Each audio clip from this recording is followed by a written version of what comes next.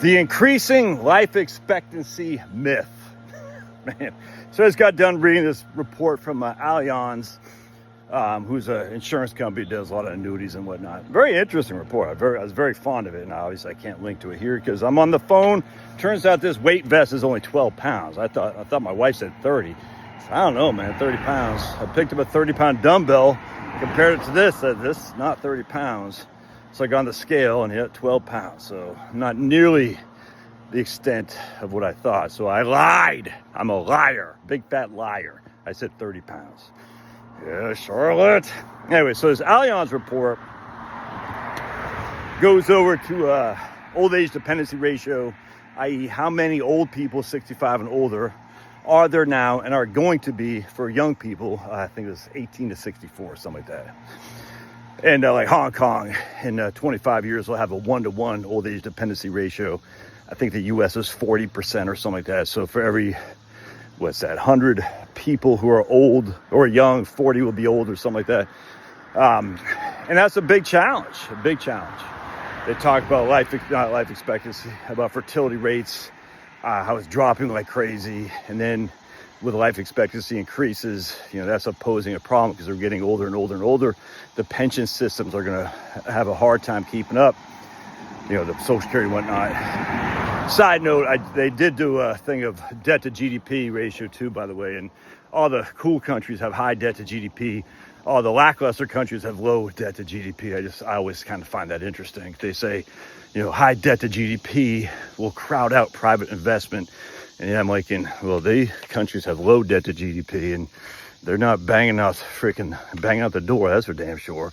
So I'm not sure what that's about. And then on top of that, I read an article in the Wall Street Journal today that private capital, private equity was only able to raise $233 billion in the first half of 2025, which was back to where they were in 2020. I just crack up because I think the world is much more, government entities are much more in debt now than they were 5 years ago. And yet we're still able to raise private equity $233 billion in the first half of 2025. Even the amount of global debt has grown significantly. So tell me again where crowding out is. Economics is such a fool's game, man. It's almost as bad as psychology. Because, of course, psychology is stupid. Psychology loves the idea of being a scientist. Economics loves the idea of being hard scientists. And they're all just silly. That doesn't mean you can't learn. That doesn't mean you shouldn't listen. That doesn't mean there isn't something interesting. Oh, by the way, for you commenting, I should go back to sideways.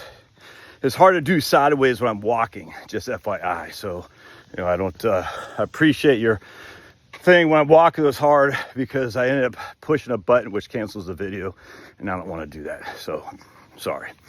Can't win them all, I guess. I'm unsubscribing.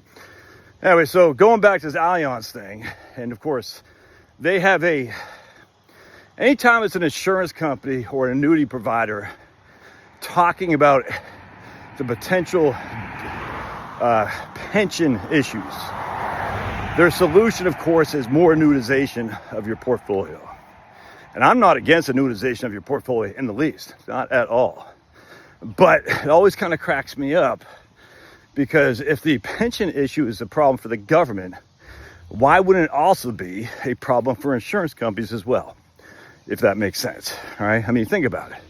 Insurance companies don't have the taxing authority the government does, first and foremost. So they take on more obligations to finance people's retirements, all right? With less and less people contributing to the investments in which to use to finance those retirements. And on top of that, they're making an issue about debt to GDP being a problem. How's the insurance companies going to keep solvent as well? If the government's not keeping solvent, the insurance company's going to keep solvent? That doesn't make any sense. In fact, it reminds me when USA, in 2011, I think it was, or 13. Anyway, it was 2011, I believe. Not USA, the U.S. credit was downgraded. And USAA was downgraded at the same time because the U.S. debt can't be less credit quality than any other private company can. And so USAA was downgraded as a response to the U.S. credit being downgraded. So people are calling into USA freaking out like, why is USA downgraded? I knew this was going to happen. I knew it. I said, it has nothing to do with us. We're still just as financially stable as before. It just has the fact that no private entity can have a higher credit rating than the federal government, because the federal government inherently has a taxing ability and the money issuing ability to pay off its debts. We don't as a private company. I'll never forget that. I was always kind of chuckling. I said, whoa, USA's credit rating downgraded. Oh my goodness. Well, because of the federal government. Anyway, so going back to the Allianz thing, they said, look, life expectancy.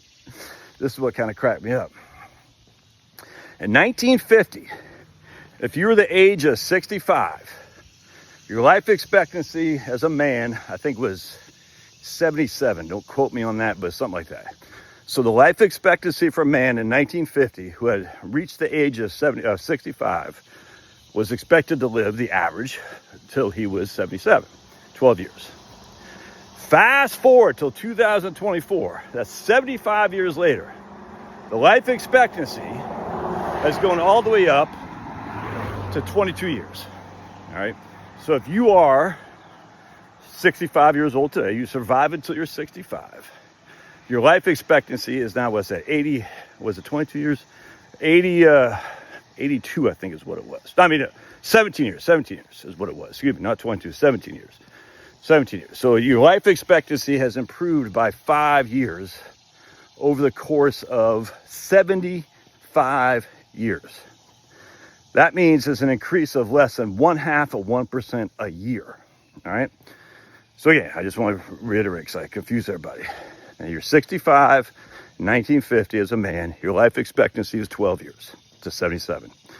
You're 65 in 2024 as a man, your life expectancy is 17 years to 82. That's 0.48% a year increase each and every year for 75 years. We've had significant improvements in medicine, in health, and all this stuff. You know, we have the human genome, goes back to what, 1998 or something like that, or even before that, I can't remember. We've had significant improvement and all this stuff. And yet life expectancy has only improved by 0.48% a year for 75 years. Interesting. So Allianz thinks that life expectancy will double over the next 25 years. They think your life expectancy will go an extra 5 years from now. If you're 65 years old in 2025, they think you'll live till you're 22 more years, till you're, what's that, 87? So they expect life expectancy to increase at almost a full percent a year, each every year for the next 25 years, which is a doubling of the rate increase over the last 75.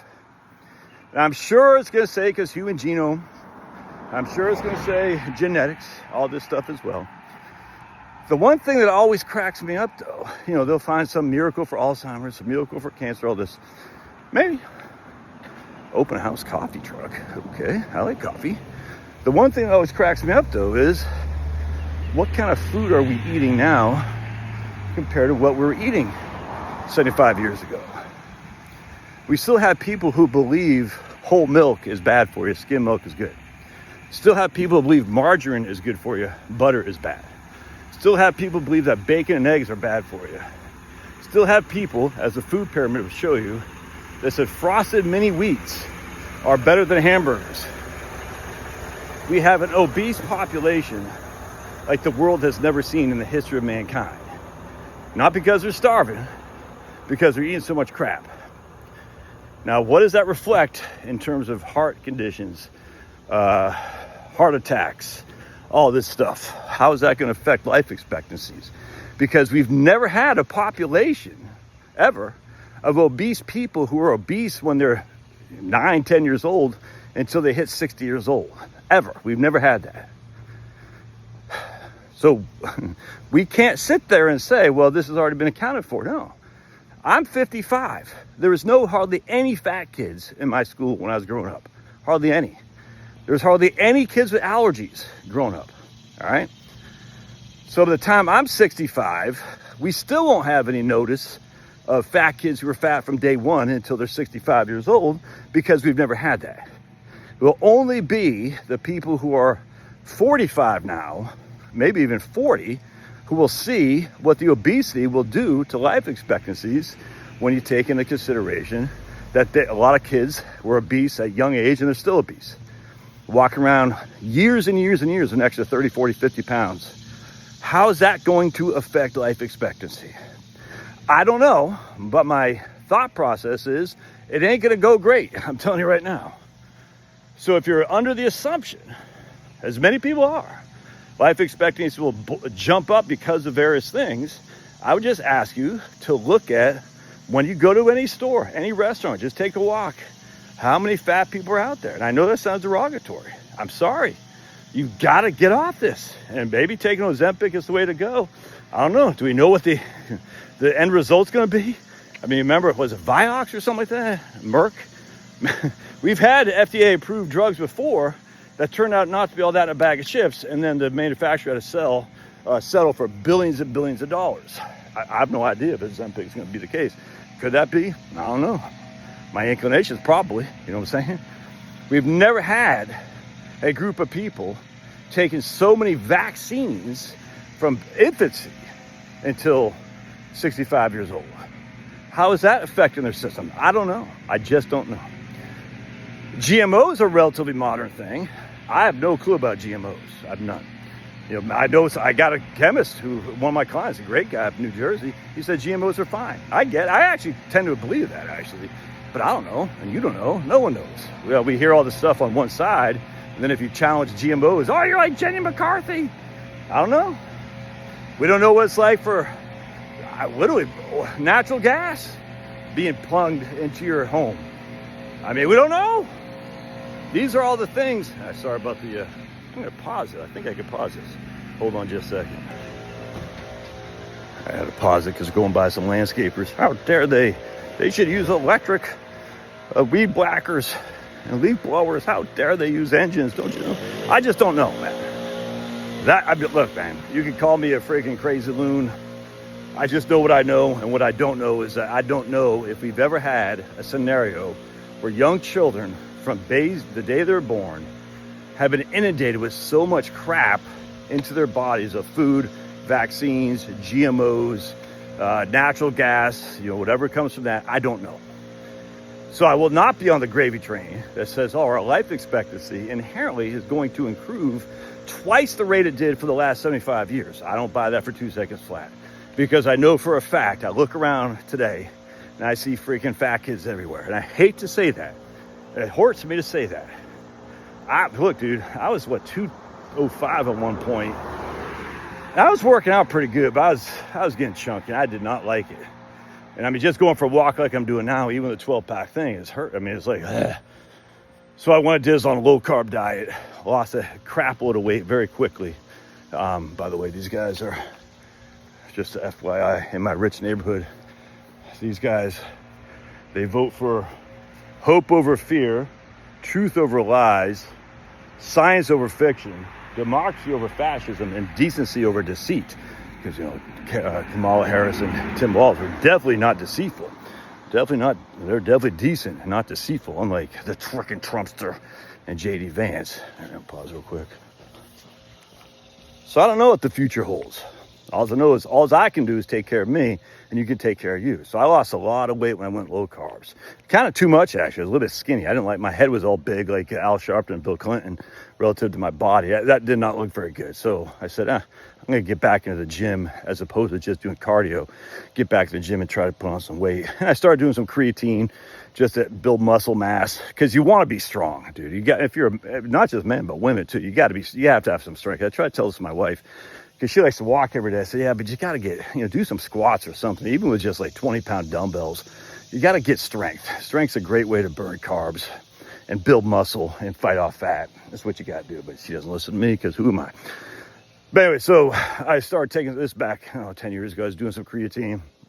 I was definitely putting on weight, and I was definitely getting stronger, the strongest I've ever been. But I was getting thick. I don't want to be thick either. You know what I'm saying? Like you ever seen these power lifters? they're big, dude.